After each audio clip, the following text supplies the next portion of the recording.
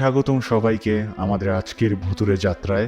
আজ আমরা আপনাদের জন্য নিয়ে এসেছি এক রহস্যময় আরবান লেজেন্ডের ঘটনা, যে আরবান লেজেন্ডটির নাম হচ্ছে ইয়োকাই। প্রস্তুত হয়ে যান, কারণ এই গল্পে আপনি জানতে পারবেন এমন কিছু যা আপনি আগে কখনো শোনেননি। তো চলুন আজকের এই ভিডিওটি শুরু করা যাক। ইয়োকাই একটি জাপানি শব্দ যা বোঝায় অতিপ্রাকৃত আত্মা বা দানব। জাপানি লোককথা ও মিথের এই রহস্যময় সত্তাগুলি বহু বছর ধরে মানুষের মধ্যে কৌতূহল এবং আতঙ্ক সৃষ্টি করে আসছে।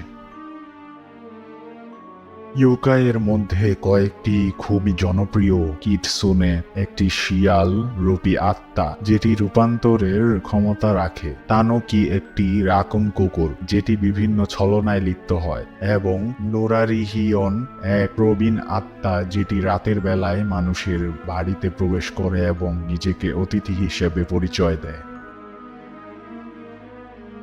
অনেক বছর আগে একটি ছোট্ট গ্রামে এক বৃদ্ধ মহিলা একা বাস করতেন। এক পূর্ণিমার রাতে তিনি তার জানালায় একটি ছায়া দেখতে পান।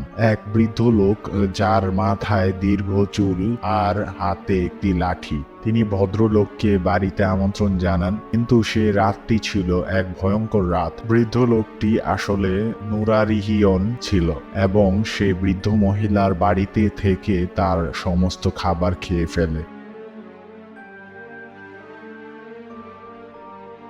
ইয়োকাই শুধুমাত্র গল্প বা মিথ নয়, এটি জাপানি সংস্কৃতির একটি অঙ্গ। ইয়োকাই থিমযুক্ত মেলা, কনভেনশন, এমনকি ইয়োকাই নিয়ে অনেক বই ও চলচ্চিত্র রয়েছে।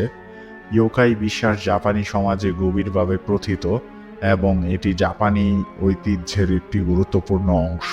আধুনিক যুগেও ইয়োকাইয়ের গল্পগুলি মানুষের কল্পনাকে প্রভাবিত করে। প্রযুক্তির অগ্রগতির সাথে সাথে ইয়োকাই এখন ভার্চুয়াল রিয়েলিটি, ভিডিও গেমস এবং অ্যানিমে সিরিজেও স্থান পেয়েছে। ইয়োকাই সম্পর্কে আগ্রহ এখনও অব্যাহত রয়েছে। ইয়োকাইয়ের রহস্যময় জগৎ কি আপনাকে মুগ্ধ করেছে?